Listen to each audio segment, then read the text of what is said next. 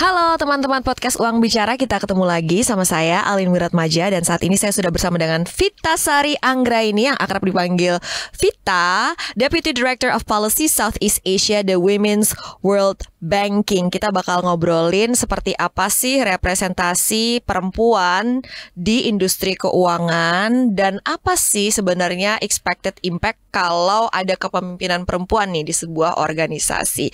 Hai Vita, apa kabar? Pagi Alin. Pagi. Hai, baik. Apa kabar Alin? Terima kasih sudah mengundang dan terima kasih juga kepada KBR yang sudah mengundang saya pada pagi hari ini. Yes, thank you udah datang. Kita mau ngobrolin. Ini ada penelitian yang dilakukan oleh Women's World Banking ini mengenai kepemimpinan perempuan. Bisa dijelasin nggak latar belakang risetnya ini? Kenapa sih bikin riset ini?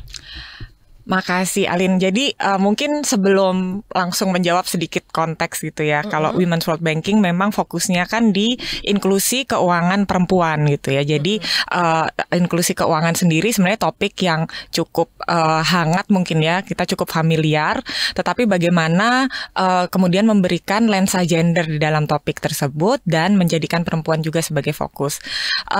Dan ini kami sudah mengerjakan Women's World Banking sendiri, sudah mengerjakan isu ini sejak 40 tahun yang lalu gitu ya. Jadi kami punya banyak evidence di berbagai negara dan salah satunya di Asia Tenggara, di Indonesia termasuk salah satunya. Dan kami melakukan kerja-kerja kami melalui langsung solusi dengan bank, fintech, tapi juga ada riset dan juga ada policy advocacy yang dimana kami bekerja sama dengan regulator dan juga institusi pemerintah terkait.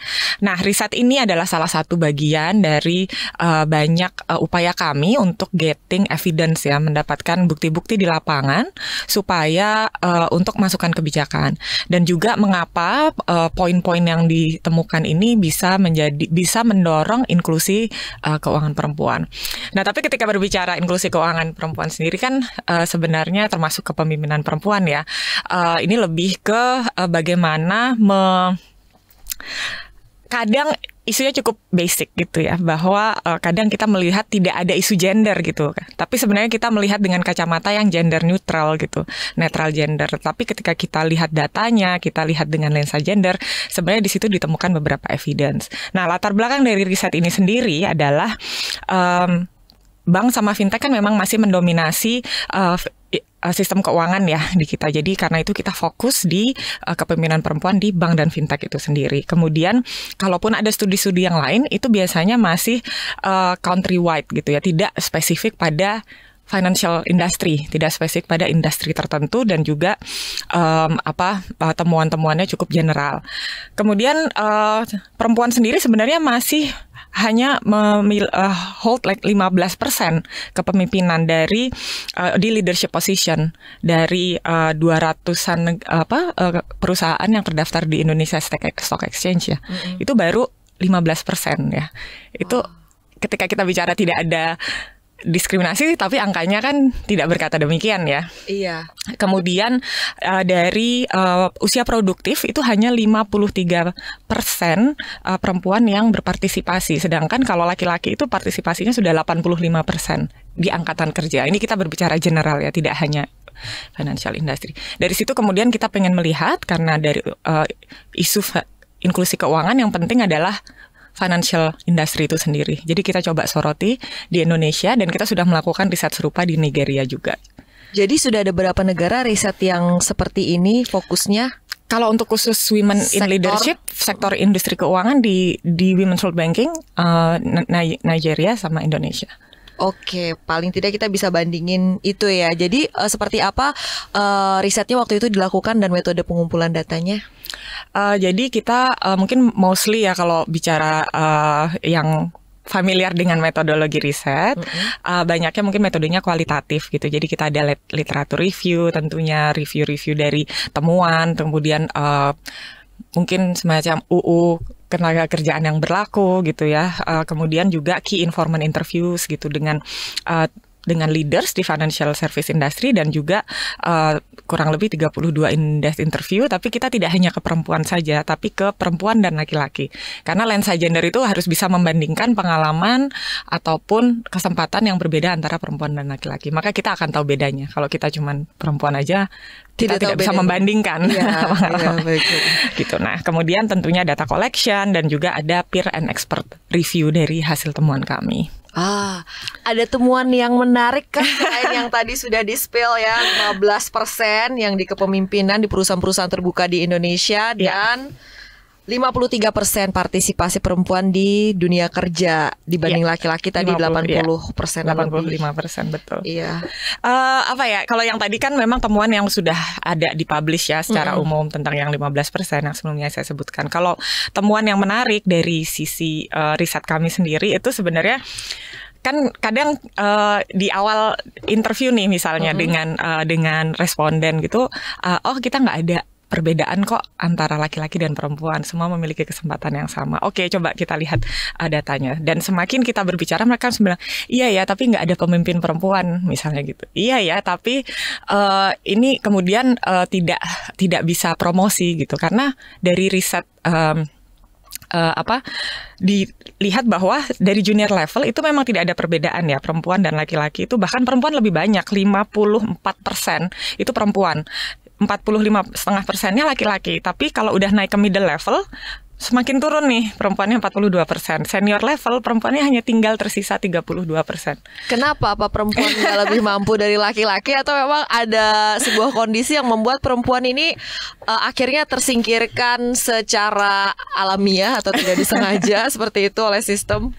Ya, kalau misalnya kita mau bicara, itu kan di sektor ini, kalau mau yang bicara lebih yang susah diubahnya adalah masalah norma dan struktural ya. Tapi tentunya secara yang bisa kami highlight dari riset ini adalah ketika masuk memang tidak ada diskriminasi. Dan diskriminasi itu kan bukan bilang, oh Alin cewek, perempuan kamu nggak bisa dapat posisi ini ya.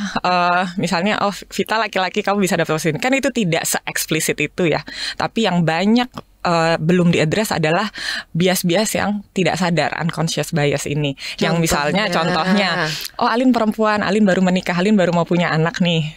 Pasti rencananya Alin akan punya anak, berarti dia akan cuti melahirkan. Sedangkan misalnya siapa ya, si B, dia laki-laki, dia kan tidak akan ada cuti melahirkan dong. Ya saya akan promote si B aja, karena dia akan terus berada di posisi ini gitu. Padahal kan itu bukan satu-satunya ukuran ya, karena kompetensi sebenarnya tidak didefinisikan oleh hal-hal seperti itu gitu.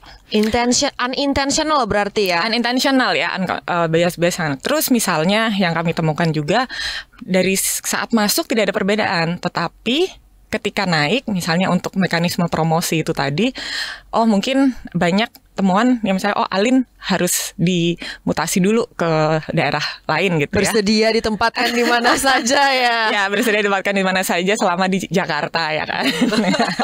Jadi karena Alin sudah berkeluarga, Alin nantilah aku di sini dulu, anakmu nggak diurus. Tapi mungkin suaminya Alin ditawarkan kesempatan yang serupa akan bilang nggak apa-apa karena aku akan keluar Jakarta karena ada Alin yang akan ngurus anakku gitu kan. Jadi laki-laki dan perempuan tentu akan mengambil kesempatan itu secara berbeda gitu, karena secara norma pengurusan anak dan rumah tangga itu ada di perempuan gitu kan. Saya nggak membenarkan itu ya, saya hanya menyatakan bahwa itu temuannya gitu. Kenyataannya masih ada dinikmati oleh laki-laki. Iya, otomatis karena bisa ditempatkan di mana saja, maka laki-laki akan lebih cepat promosinya. Dan ini juga dari survei di fintech dengan asosiasi fintech waktu itu sama Alin juga ya.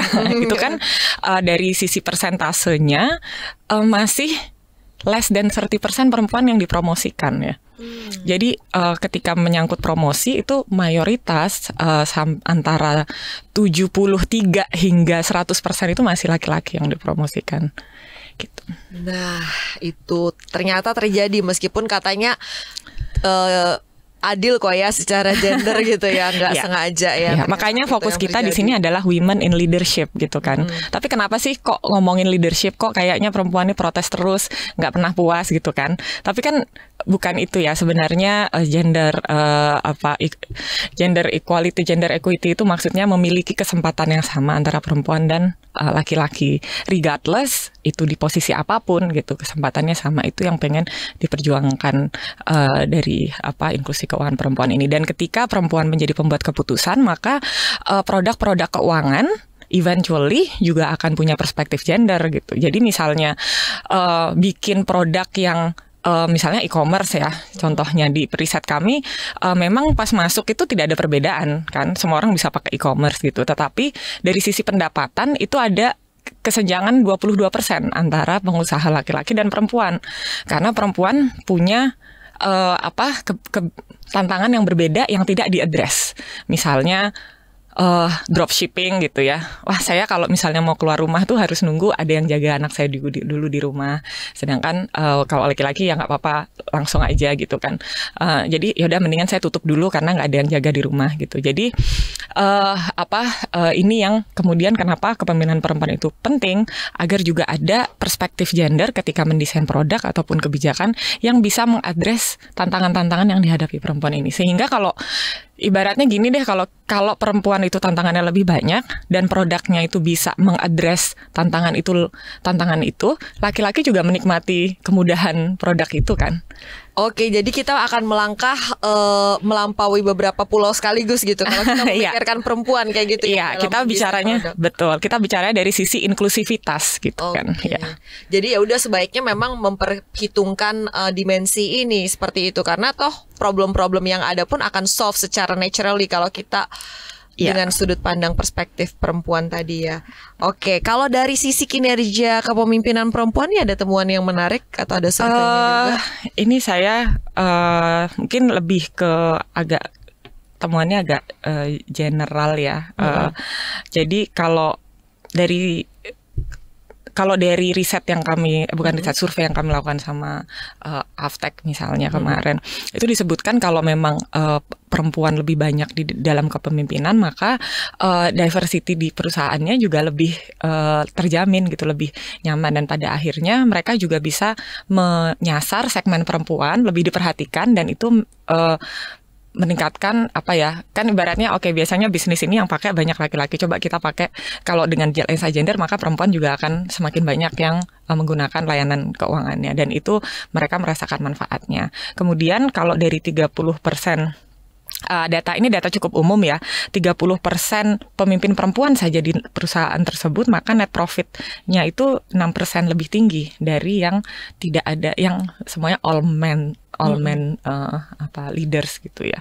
Nah, kemudian juga ini juga bukan penelitian ini juga dari studi yang sudah dipublish, adalah perusahaan itu akan menjadi lebih stabil dan resilience, karena sebenarnya basic aja ya, semakin banyak perspektif kita melihat perspektif dari perempuan, laki-laki, dan juga mungkin penyandang disabilitas, kemudian perspektif social inclusion lainnya, itu akan membuat banyak skenario yang mungkin dimitigasi gitu kan ke depannya, ataupun desain yang kemudian desain yang lebih inklusif gitu ya, sehingga bisa lebih stabil dan resilient di sisi perusahaannya itu. Women centered design ya, seperti yang waktu itu pernah kita bahas. Ya, salah satunya. Oke, ternyata dari sisi profitabilitas juga ada temuan yang menarik, meningkatkan 6% seperti itu ya profit company kalau misalnya ada role dari kepemimpinan perempuan di sebuah organisasi perusahaan. Sering kan perempuan ini mendapatkan cap-cap atau labeling, misalnya mengambil keputusan berdasarkan perasaan, atau misalnya kalau terhadap sesuatu komunikasi nggak bisa direct kayak gitu. Kalau dari sisi pengambilan keputusan sendiri, perempuan ini seperti apa sih di organisasi, terutama di sektor industri keuangan yang diteliti ini? Sebenarnya itu ada juga justru kita dapat masukan dari responden kami ya, bahwa perempuan merasa kalau ada feedback dari atasan, feedbacknya itu bukan dari keputusan-keputusan mereka, tetapi lebih ke karakter ataupun emotional status, atau bukan feedback dari sisi profesionalitasnya. Berarti feedbacknya terkait impresi orang. Jadi itu diciptakan oleh kita yang memang sudah di sekian tahun ada di didikan kita lah, kita semua dididik dengan bahwa perempuan lebih ini, laki-laki lebih ini gitu ya, tidak kesempatan tidak sama, perempuan lebih emosional ini. Jadi ketika memberi feedback pun atasan akan memberi feedback yang sama gitu. Jadi padahal sebenarnya perempuannya berharap juga feedbacknya sesuatu yang lebih bisa membuat dia lebih maju gitu kan, atau lebih profesional aja lebih. Nah itu yang mungkin menjadi bias-bias gitu ya. Jadi ada dua sisi, dari sisi dari sisi unconscious biasnya sendiri, tapi kemudian juga mungkin kayak telur dan ayam ya jadinya. Iya betul. Gitu. Yang mana duluan nih? Jadi dengan kondisi-kondisi yang tadi sudah kita bahas, jadi kalau menurut Vita sendiri seperti apa biar lingkungan pekerjaan itu lebih tadi women centered design, lebih aware terhadap hal-hal ini, sehingga faktor-faktor yang mungkin jadi penghambat kenaikan karir seorang perempuan atau juga kepemimpinan perempuan itu bisa pelan-pelan di-address sama-sama kayak gitu loh. Oke, nah benar mungkin, tapi ini lebih luas lagi dari women centered design ya, karena kan mungkin aspeknya ada banyak ya, kalau dari riset yang kepemimpinan perempuan. Nah kami juga mengeluarkan rekomendasi tentunya kayak itu permasalahannya itu datanya, terus kenapa, pasti kan pertanyaannya betul, seperti yang Alin tadi tanyakan. Nah kalau untuk bank dan fintech mungkin kami merekomendasikan untuk gender strateginya itu lebih eksplisit dan terukur. Jadi kadang kan bisa kita bedakan antara gender neutral yang kita nggak ada diskriminasi kok, semua dapat kesempatan yang sama, semuanya berdasarkan meritokrasi gitu kan. Padahal sebenarnya starting pointnya kan nggak sama, kesempatannya lebih banyak buat laki-laki, secara bias laki-laki juga lebih diuntungkan, sehingga nggak bisa kalau kita cuman bilang bahwa berdasarkan meritokrasi dan tidak membedakan. Justru memang harus dibedakan sekarang dulu, yaitu dengan eksplisit gender strateginya. Perempuan misalnya ada mandatory berapa persen gitu ya untuk untuk bisa paling tidak ada 25%, 30% pemimpin perempuan misalnya gitu ya. Nah, itu harus eksplisit tapi juga diukur. Jadi misalnya bicara di awal yang masuk banyak perempuan, tapi kalau datanya dipilah gitu, ternyata semakin naik, semakin sedikit perempuannya. Jadi karena kan pasti lari-larinya measurable goals dulu ya. Jadi di situ. Kemudian awareness untuk implicit gender bias dan dampaknya pada kemajuan karir. Kayak tadi misalnya nanya ada rencana mau. Saya pun dulu pernah ditanyain seperti itu gitu kan, waktu bekerja di sebuah bank ya. Bekerja di sebuah institusi gitu kan. Yang misalnya saya mau promosi, ditanyain kamu ada rencana menikah atau punya anak nggak gitu. Tapi ya nggak ada kan laki-laki yang ditanyain kayak gitu. Dan itu berpengaruh pada pembuatan keputusan apakah saya akan dipromosi atau enggak gitu. Dan sering ada orang perempuan yang takut pursue karirnya karena takut misalnya jadi terlambat menikah, kan suka kita dengar-dengar seperti itu ya. Maksudnya di masyarakat tuh masih common cap-cap tertentu dilekatkan kepada seorang pemimpin perempuan. Jadi mungkin secara tidak sadar juga ada perempuan yang terpaksa misalnya menutup ambisinya, mengurangi ambisinya, atau settle for less ya. Ya, nah mungkin itu kaitannya dengan saya address sedikit tentang support system ya. Sebenarnya itu juga penting. Di beberapa riset kami juga menunjukkan kenapa kalau laki-laki kan lebih oke, nggak apa-apa karena dia merasa itu bukan dia merasa. Secara norma pembagian tugasnya perempuan akan lebih banyak di keluarga, sehingga ya laki-laki nggak apa-apa mau berkarir, perempuan harus mikirin keluarga. Nah ini pentingnya support system di perempuan-perempuan yang memang menjadi pemimpin, karena pasangannya juga mendukung. Pasangannya jadi male feminis itu juga penting ya, untuk jadi kita berbicara kesetaraan gender itu tidak hanya ke perempuan, justru ke laki-laki juga gitu, karena justru support system itu juga berat kalau tidak dimiliki oleh perempuan, karena untuk pembagian tugas di rumah tangga misalnya ya kan, kemudian nanti ya juga mengatur waktu segala macamnya kan, itu juga harus disepakati untuk misalnya isunya adalah keluarga gitu kan. Nah kalau laki-laki otomatis gitu, oke, kamu silahkan berkarir, kita urus semuanya gitu yang perempuan. Tapi kalau perempuan ada juga kok yang oke, kalau kamu lagi pembagiannya jadi lebih equal ya, jadi equal partnership di dalam rumah tangga, itu yang kemudian juga sebenarnya salah satu faktor yang mendukung juga gitu. Banyak temuan kami yang bilang, ibu suaminya gimana kalau ibu pendapatannya lebih besar misalnya di UMKM gitu.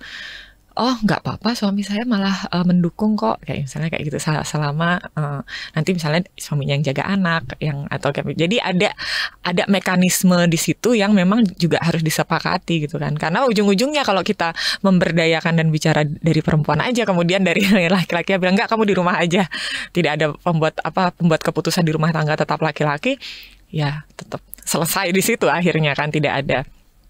Itu terus kembali ke poin tadi udah 2 diungkapkan ya. Udah ya, awareness soal awareness. Lalu... Kemudian yaitu mempertahankan dan memastikan perempuan ini bisa naik ke posisi yang lebih tinggi gitu dari sisi perusahaan, kayak tadi tentang misalnya nih kalau laki-laki itu menganggap temuannya ya, informal channel itu lebih penting untuk promosi, misalnya ngopi-ngopi ya gitu. Ini benar ditemukan ya, hasil riset ya, ini bukan hanya anekdotal ya. Ini hasil riset menentukan laki-laki menganggap informal channel itu lebih penting, misalnya setelah kerja, kemudian ya tapi kan itu perempuan menganggap yang formal channel lebih penting. Ini kan yang dimaksud dengan affirmative action ya. Program itu lebih penting, mentoring. Kenapa kita selalu bicara apa sih pentingnya mentoring, apa sih pentingnya program khusus perempuan, yaitu karena perempuan secara natural, misal kalau kita cuma biarkan natural, pulang kantor dia harus kembali ke rumahnya buat ngurus anaknya. Laki-laki bisa yuk ngopi-ngopi dulu misalnya gitu. Jadi itu yang bisa menaikkan karirnya, sedangkan buat perempuan enggak, harus dibikin supaya kita juga tahu bisa belajar. Tujuan dari mentoring itu bisa belajar dan juga punya misalnya role model gitu. Jadi misalnya Alin ini ibu 1 anak, multiple kerjaannya banyak sekali, dan dia bisa tackle itu semua dan tetap shining gitu ya. Itu saya bisa juga ya berarti gitu. Tapi saya juga pengen tahu gimana sih Alin cara mengatur waktunya supaya bisa bisa sukses di karir, sukses di keluarga gitu kan. Jadi saya jadi punya oke, berarti Alin tantangannya sama kok sama saya. Berarti saya bisa juga kayak gitu kan misalnya. Itu salah satu. Atau ya mentoring itu gimana juggling gitu kan, atau menghadapi, karena challenge-nya kan berbeda. Oke. Sorry, satu lagi sebelum lupa. Yang paling penting adalah data terpilah berdasarkan jenis kelamin ya. Itu tadi harus di-collect, itu baik untuk nasabah maupun untuk pegawainya sendiri. Jadi kelihatan kan kalau nggak di-collect berdasarkan jenis kelamin kan kita nggak tahu. Kamu bilang tidak ada diskriminasi, tapi pas naik ternyata perempuan lebih sedikit, itu kan karena ada data terpilah berdasarkan jenis kelamin ya. Nah itu mungkin harus di-enforce gitu. Beberapa ada tapi beberapa tidak ada gitu. Kayak misalnya ditanya pegawainya berapa, mungkin bisa ngomong perempuan berapa, laki-laki berapa. Tapi ditanya di masing-masing level berapa, perempuannya berapa, laki-lakinya berapa, tidak semua bisa menjawab. Oke. Berarti ini berarti bukannya perempuan minta pengecualian ya, tapi apa ya namanya ya, equal opportunity ya sebenarnya yang kita butuhkan kan. Misalnya misalnya anekdotal lo bilang ya berarti perempuan juga harus bisa ngangkat galon gitu. Ya nggak cuma ngangkat galon, semua laki-laki juga harus juga bisa masak. Kalau kita bicara bisa ya semuanya tuh bisa gitu kan. Tapi apakah kesempatannya itu di enable oleh masyarakat, oleh lingkungan, oleh norma sosial. Nah, itu yang jadi bebannya jangan hanya ada di perempuan aja, tetapi juga di struktural gitu ya, di lingkungan, di kebijakan perusahaan untuk memastikan equal opportunity untuk laki-laki dan perempuan gitu. Jadi kita nggak lagi saingan gitu ya. Bukan minta di. Betul. Tapi ada mindset kayak gitu nggak sih temuan ini, bahwa kayak semacam ada perasaan kayak saingan nih laki-laki dan perempuan kayak gitu? Ada Alin, sering sekali itu. Sering sekali, dan kadang itu pun eksplisit gitu ya. Jadi walaupun tidak tertulis, misalnya ini kan nggak ada ini, tapi ya itu tadi kayak secara eksplisit dia bilang, lah kan udah banyak program buat perempuan gitu kan. Emang kurang apa lagi sih gitu. Iya, program perempuan ada itu karena kesempatannya tidak sama kan. Makanya perlu ada program perempuan. Cita-cita kita kan kita nggak perlu ada program khusus perempuan. Semua program itu sudah inklusif, bisa diakses oleh laki-laki dan perempuan. Tapi itu namanya gender responsif gitu. Ketika sudah ada lensa gender dan programnya bisa diakses oleh semua. Sedangkan yang ini gender neutral, tidak dipikirkan lensa gendernya tapi dianggap sudah ada gitu. Nah, ini yang orang anggap sudah praktek yang benar gitu kan. Kalau dari yang kita temukan ya, padahal yang kita maksud yang gender responsif yang ada di sini sudah mempertimbangkan perbedaan perempuan dan laki-laki, kemudian produknya menjadi lebih inklusif, bisa diakses laki-laki dan perempuan. Bukan berpikir gender neutral itu tidak berpikir bahwa di dunia ini ada dua jenis, ada laki-laki dan perempuan.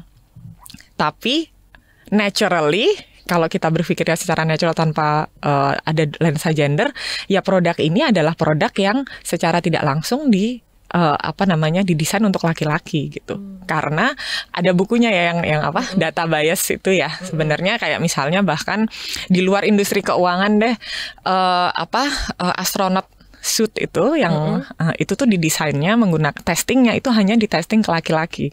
Jadi buat astronot perempuan itu lebih besar. Mereka harus selalu ngecilin, harus nah ataupun misalnya kenapa kecelakaan mobil itu lebih banyak korbannya perempuan gitu, karena posisi di tempat duduk, seat belt itu testingnya tuh hanya dites ke laki-laki. Jadi as simple as misalnya testing ya libatkan perempuan gitu kan. Ada 50% respondennya, 50% laki-laki. Jadi ada variasi data yang kemudian desainnya itu jadi ya udah kan nggak ada kan ini mobil khusus perempuan, nggak ada kan ini mobil khusus laki, nggak. Tapi ketika mendesain sabuk pengaman atau apalah itu kemudian bisa punya gender responsif, maka sebenarnya angka itu juga nyaman dan aman buat perempuan dan laki-laki. Tapi kan nggak perlu dilabelin ini mobil buat laki-laki, ini mobil buat perempuan, kan enggak gitu.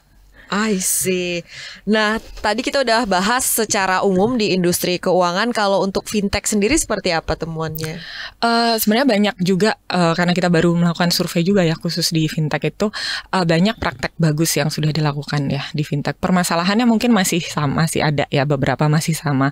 Tetapi kita juga menemukan banyak role model ya yang di dalam fintech industry itu sendiri.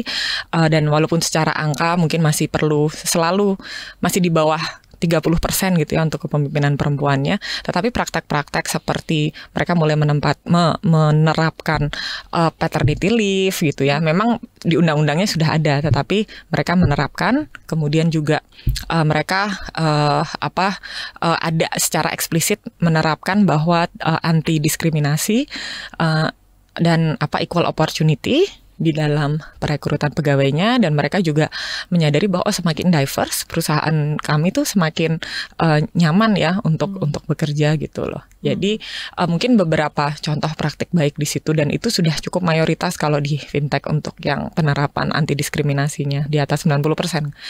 Kurang lebih. Berarti udah lebih maju sebenarnya hasil survei. Ya banyak praktik, dan saya juga melihat misalnya mentoring seperti itu mungkin juga dilakukan di fintech dan juga bank lain, di bank juga ya. Tapi mungkin itu beberapa praktek yang bisa dilakukan. Kalau misalnya tadi kita melihat representasi yang lebih banyak di kepemimpinan perempuan di industri keuangan, expected results-nya ke inklusi keuangan seperti apa? Untuk akselerasinya mungkin dampaknya ke inklusi keuangan sendiri ya pada akhirnya. Jadi kembali lagi, kalau memang pemimpinnya lebih banyak atau produk designer perempuannya lebih banyak, maka akan ada lensa perempuan itu tadi kan, misalnya mendesain produk, misalnya misalnya apa ya, satu contoh yang kena pembiayaan mungkin pembiayaan gitu ya misalnya. Kalau untuk pembiayaan kan perempuan selalu banyak sekali pembiayaan yang bahkan khusus perempuan, karena dianggapnya grup loan perempuan itu accountability lebih accountable gitu kan. Terus rate-nya juga lebih nggak lebih kecil ya, tetapi tingkat pembayarannya akan lebih tinggi gitu kan, karena kan banyak sekali buktinya bahwa kalau pembiayaan kolektabilitas ya lebih rendah ya kan. Lebih rendah ya. Lebih bagus ya lebih jadinya bagus ya. Jadi sebenarnya itu kan sudah banyak buktinya kan. Tetapi ketika mendesain itu apakah sudah mempertimbangkan perspektif perempuan, misalnya grup loan mau dikasih karena biar Vita bayar hutang terus, kita harus dikasih edukasi ya kan. Tapi apakah edukasinya itu dirancang misalnya perempuan yang low income itu memang masih banyak tanggung jawabnya, harus juggling between works dan segala macam gitu. Terus dirancanglah produk edukasi keuangan yang 2 jam lamanya gitu. Yang nggak ada waktu karena waktunya itu kan mereka penghasilannya harian gitu kan. Kalau misalnya 2 jam itu ya 2 jam meninggalkan tokonya, 2 jam kehilangan penghasilan. Justru malah jadi nggak bisa bayar utang nanti gitu kan. Iya, betul. Jadi ada beberapa program yang dilakukan juga oleh lembaga keuangan yang menurut saya menarik di sini adalah kalau ikut training justru dibayar gitu. Tetapi saya nggak tahu seberapa sustainable itu ya. Tetapi pemikiran seperti itu loh yang sebenarnya dibutuhkan. Berarti lembaga keuangan ini paham bahwa kalau mereka take the time itu mengurangi penghasilan. Jadi harus ada kompensasinya. Kenapa? Berarti sehingga mereka bisa datang dan ada capacity building dan lain-lain. Nggak harus insentif, nggak harus membayar. Saya tidak ada yang one solution fits all. Tetapi metode berpikir seperti ini loh yang diharapkan dapat memajukan inklusi keuangan gitu. Karena produknya ada, literasi keuangannya ada, angka inklusi keuangan kita juga tinggi. Tetapi penggunaannya masih rendah, literasi keuangannya masih rendah. Kenapa ya? Karena misalnya lebih dari 50% perempuannya kan 50%. Tapi nggak ada didesain dengan perspektif perempuan, berarti hanya aktivasinya buat yang 50% lainnya gitu. Kalau misalnya itu ibaratnya ya jadi inklusif itu tadi dan mendorong untuk penggunaan juga. Nah, mungkin di inklusi keuangan kan targetnya adalah penggunaan layanan inklusi keuangan itu tidak hanya saya punya, tapi saya juga menggunakan dan saya punya agency gitu. Saya punya apa istilahnya agency kepercayaan diri mungkin ya, atau kepercayaan diri ataupun untuk membuat keputusan keuangan sendiri gitu. Semacam punya authority. Berdaya. Oke, itu dia. Baik. Tadi menjawab nggak? Menjawab. Jadi sudah ada rekomendasi tadi 4 rekomendasinya. Iya, itu untuk lembaga keuangan. Ada juga untuk pembuat kebijakan gitu ya. Tapi mungkin ada rekomendasi lain. Kalau tadi kan itu untuk company ya. Ini kan kalau boleh dikata banyak banget PR kita. Where should we start nih? Sebenarnya itu tadi ya. Kalau misalnya paling simple adalah data terpilah ya. Sehingga kita beneran tahu kalau bicara seperti ini itu memang ada perbedaannya. Kadang kan orang most of the time pembuatan keputusan harus berdasarkan data. Kenapa sih datanya itu tidak terpilah secara data terpilah jenis kelamin? Jadi kelihatan ada permasalahan atau tidak ada permasalahan. Ya kalau tidak ada bagus, tapi kalau ada harus diaddress gitu. Pertama itu dulu deh, itu sangat basic untuk kemudian menentukan next step-nya. Kemudian sebenarnya juga ada hal-hal yang kita rekomendasikan ke pembuat kebijakan gitu ya. Sama equitable practice, memandatkan 30% board of director misalnya jadi perempuan gitu kan. Atau ya dan juga misalnya encourage and highlight successful women leaders yang tadi itu. Mungkin itu yang cukup mudah dilakukan itu kan seperti itu ya. Tapi harus hati-hati juga ketika kita meng-highlight perempuan sebagai women leaders itu untuk memahami bahwa tantangannya kita tuh sama ya, walaupun misalnya Alin ini leaders dan saya ini staff biasa gitu ya, tantangannya sama. Berarti kalau Alin bisa, saya harus gini-gini. Kalau misalnya enggak, ya nggak apa. Tapi mengetahui bahwa kesempatan itu ada gitu. Masalah akhirnya saya nggak mau jadi leader ya itu urusan masing-masing gitu ya. Baik. Closing statementnya dari Vita. Waduh, apa ya closing statementnya?